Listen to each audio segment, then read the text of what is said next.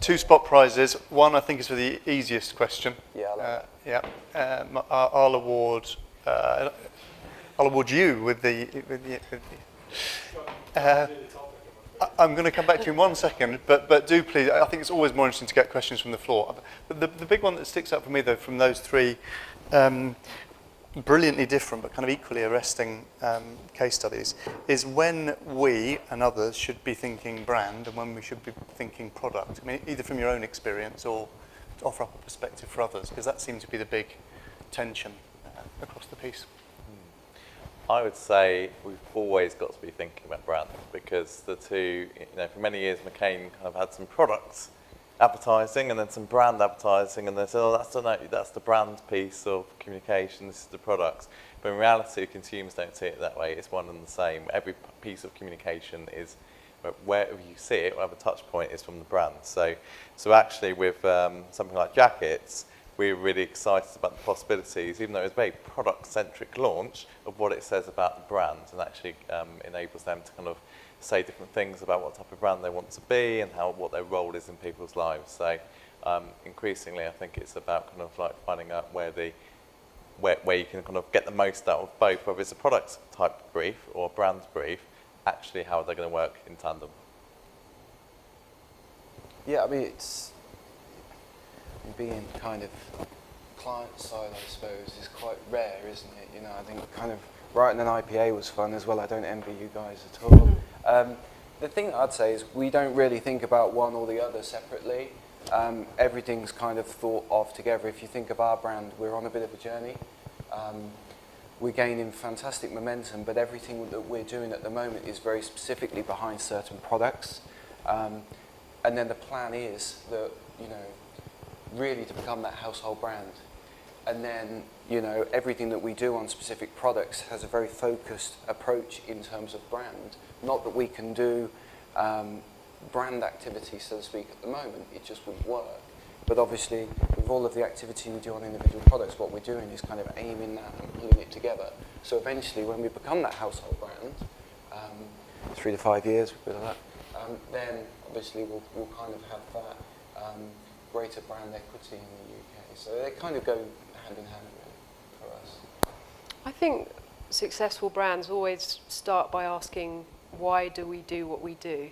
And I think asking that question, why, which is often to do with unlocking brand purpose, I think that's the most important question to ask, and we should be asking that of product questions as well, launching products too. And I think if you can't answer that question when you're at a product level, then you've got some serious issues probably in terms of whether your product is going to have any sort of relevance or role in people's lives. So I think starting by that question for both of the two things is really, really important. Sorry, can you not hear me? I think it was you. I think it's me, Your Honour. So many glitches. Which way? So what I'm hearing is we're never just launching a new product, is what I'm hearing, which I think is important to remember. Right, happy to go to the crowd now. Oh, let's start here. A mic is on its way to you. Yeah. Just maybe, do we want to know who she is? I would like to know. Hi, I'm Alessandra. I work for By UK, which is a cheese manufacturer. And that was interesting. I thought it was interesting what you said about you would have done more with consumer reviews at some point, and we've heard about the importance of consumer reviews from the others as well. So I was wondering what were the ideas that you would have wanted to bring to life with consumer reviews? I think that the confidence in the products that the guys had, really, we should have translated that into a kind of honest way of bringing the fantastic reviews into the above the line communication. So whether it's through digital out of home or through online the online worlds, then actually showing people that it was not just coming from us, but actually it's the strength of other people's recommendation. And actually some of the comments came in such weird and wonderful places. Kind of Sainsbury's delivery feedback. That they wanted to pass on to Sainsbury's, like they would send on. And actually, we got some really touching kind of letters. So people actually wrote letters to McCain, and there was one from a widower recently a widowed man, and he doesn't really cook. His wife used to do all the cooking, and it was such a that it got passed down McCain, and it was the product development team had spent years on this product. They were just so kind of touched that they had kind of improved, even by a tiny amount, this guy's life. So I think that actually harnessing all the stories, not just the digital ones, but real people's kind of views on the product, and also what people didn't like about it as well, because I think that would have shown kind of true, honest communication. Yeah, I mean, crikey, the amount of content. I mean, we track sentiment online, and we get loads of feedback. So that window back there, the one we designed before the Germans had worked on, we thought it was perfect, and we gave it the best push we could. This one is slightly shorter, it's slightly lighter, the battery lasts longer, the on-off switch has been moved, the tank emptying system has been made simpler, all because of feedback we've had online. And that's, it's crucial. It's funny you mentioned letters. Yeah, that's the bit that's really nice. Is with that, because it's so light, a lot of people were struggling to clean windows, especially when you get slightly older. You might lose a bit of dexterity, and I mean, I can probably say this, but people can't trust their window cleaner because they just don't turn up. And it's quite frustrating when you're expecting on a Wednesday your windows to be cleaned, and then they're not. And so all joking aside, it was nice to kind of be able to put the power back into people's hands, and enable them to do something that they couldn't do anymore. But yeah, all of that kind of feedback goes straight back over to Germany. I mean, if you guys have a good idea for cleaning, if we actually commission it and make it, you get a cut. So any ideas, send them in. We've had a couple of guys we've sent to Germany already for stuff that's been commissioned and produced. Yeah. That's a really interesting point. Like when I was looking more into that kind of area with Under Armour, you kind of would expect that a sports brand like Under Armour would have a massive innovation, very secretive department, which they do. But they also have a big, I think it's $200,000 fund, and they essentially crowdsource a lot of their innovation. They get something like 5,000 suggestions for various different products, which they take very seriously and run a kind of 3-day expo, Dragon's Den style, to kind of sort them out and hear them. And they really take that seriously, which I think is fantastic. And it makes sure that the innovation that they do is always relevant, because it's coming from people that are genuinely going, I'm running in the dark. What about if I had a shirt that through my, the energy that I create lit up? So really specific innovations that are coming from people, using their products day in, day out. Thank you. Microphone. Thanks. It's probably a bit of an obvious question, but if there was anything, if you could do it all over again, is there anything that you would do differently? Or if you could do it all over again, what would you do more of and make bigger? I can go first. I think, I didn't actually personally was involved in the Under Armour thing, but having talked to the team... You'd be involved. Pardon? You'd be involved. Yeah, I would love to have been involved. Having talked to the team, I think they thought that perception shift of it being a very masculine brand and needing to kind of open its doors to women would be much harder to do than it was.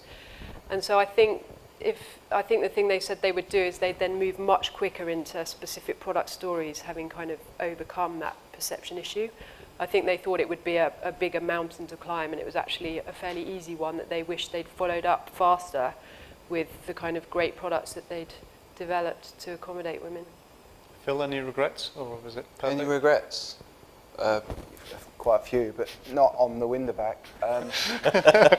We're not going to go into that.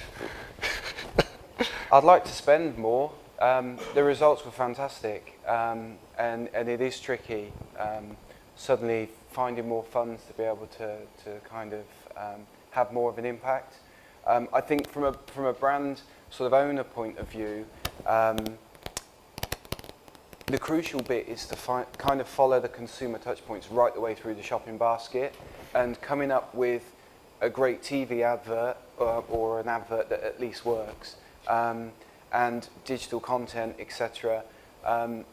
Is half of the journey. What we had to do was to make sure that we communicate with the customer online when they Google it, Then with the retailers online, in-store, we need to engage the store staff in-store. It's basically mapping the whole journey out. And if I could do it all again, we'd probably focus a little bit more attention in-store.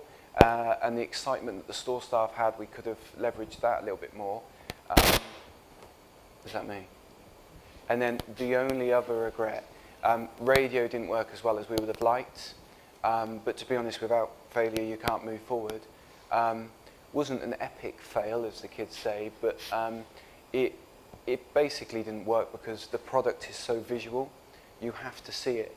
So radio, we tried to use on weekends when families or customers would be in the car going to the store. A nice idea, and we were very keen to try it. Just didn't work. Radio works fantastically well for our retail partners.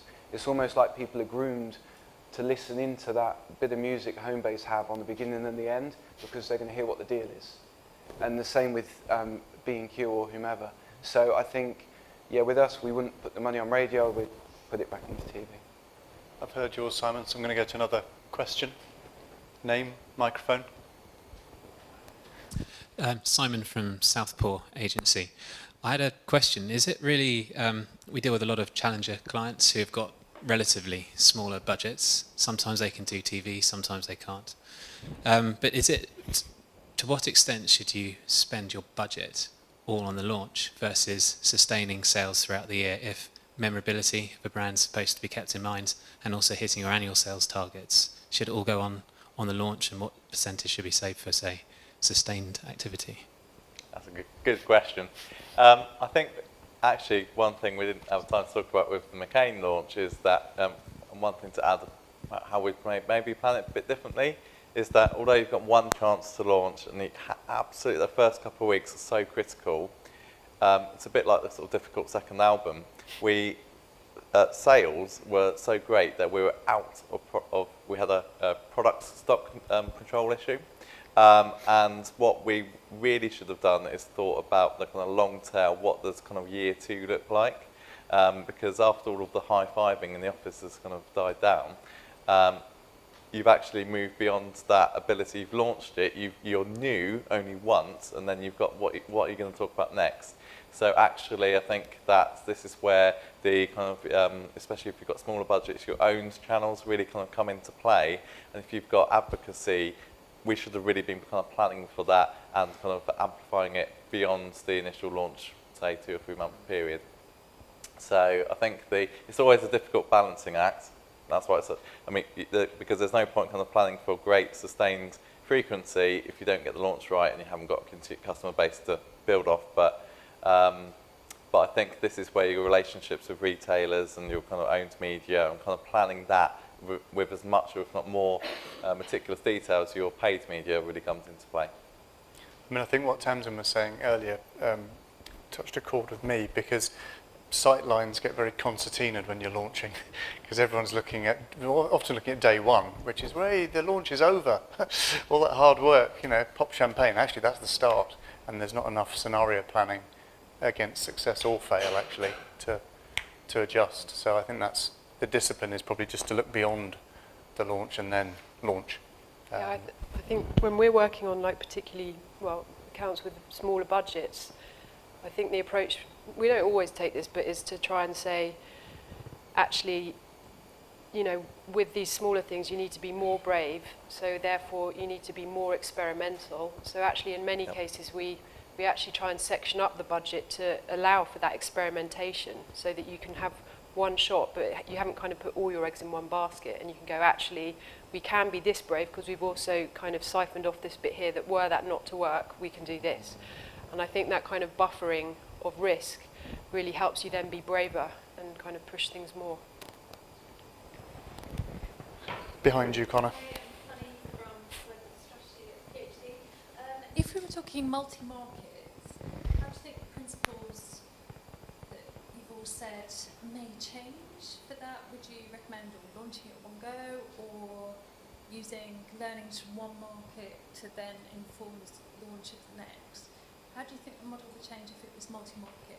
So Honey's question, which I don't think was picked up by the mic, is how these launch models would change if you were operating on a multi-market basis. Yeah. It's interesting. That's exactly what we did on WindowVac. We let the French go first. And it was bittersweet that it worked, if I'm being honest. But yeah, we will tend to find potential launch markets through research that would have a sort of natural propensity to that kind of product and would have the greatest scope for success. And then if it works, we're very quick at rolling that out. Stock is a big problem, or a big challenge, should I say. There's no such thing.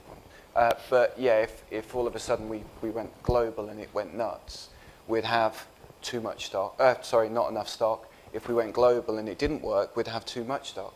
So yeah, we very much will kind of go with one market first, see how they perform, and then very quickly roll out into every other market. Simon, do you want to? Yeah, I think the whole kind of sort of notion of producing what kind of assets are really going to work for you is an interesting one, especially if you're testing in different markets. So it's interesting the point you made about radio, because I think when you've got kind of, many different markets, kind of getting the kind of the visual, the kind of image that is really going to kind of power home success is really crucial. So if you think about the recent iPhone 6 launch, that was a very kind of image-focused campaign. That works in lots of different markets because you get it, you get what the product is trying to say to you. So I think it's amazing actually how many kind of globally renowned and kind of awarded campaigns seem to be tested in Australia.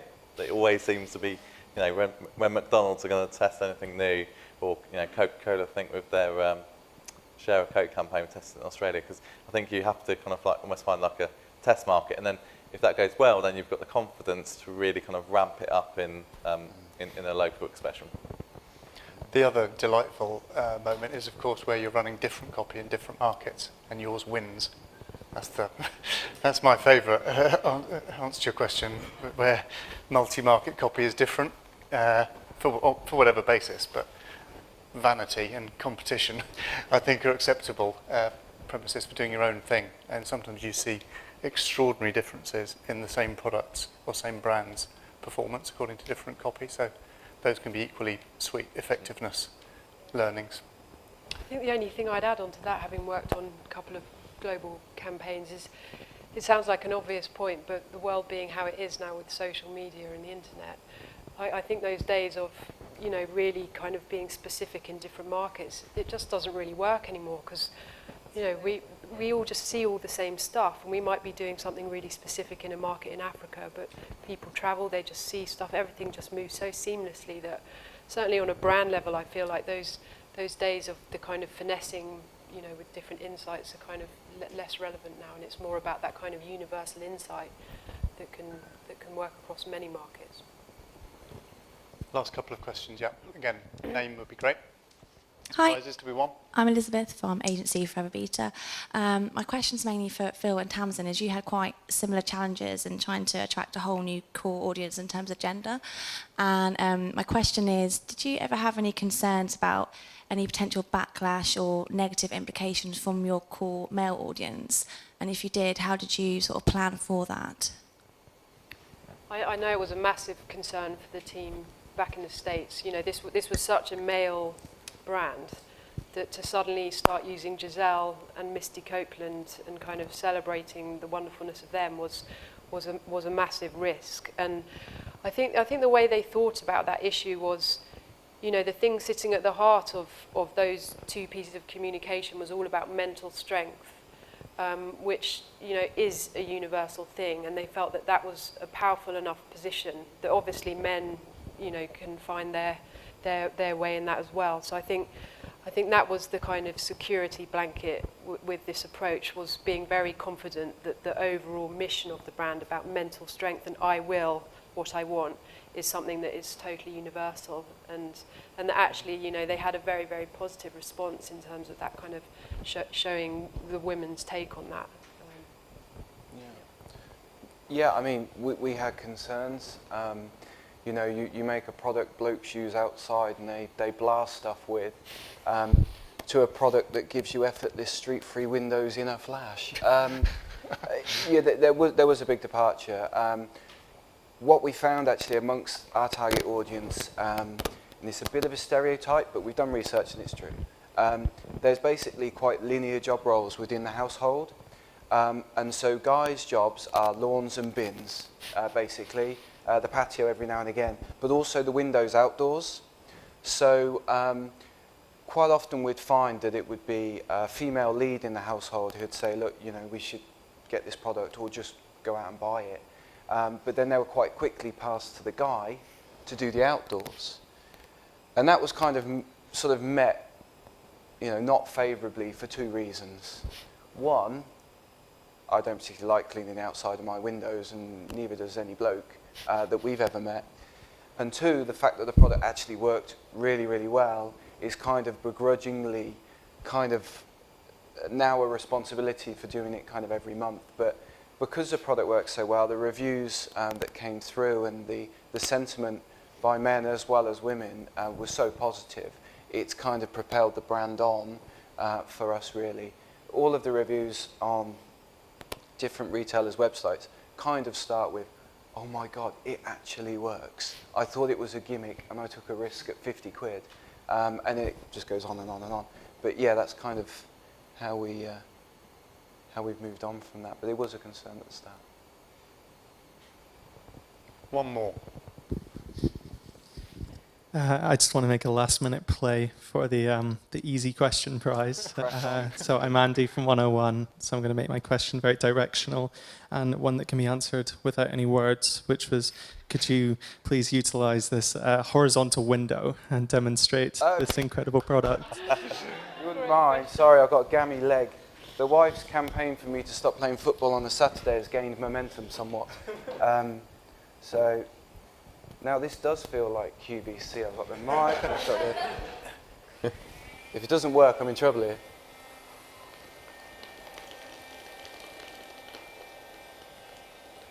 So I get the mic next to the vacuum, the suck-in noise. Oh, that was a squeak. Did you hear that?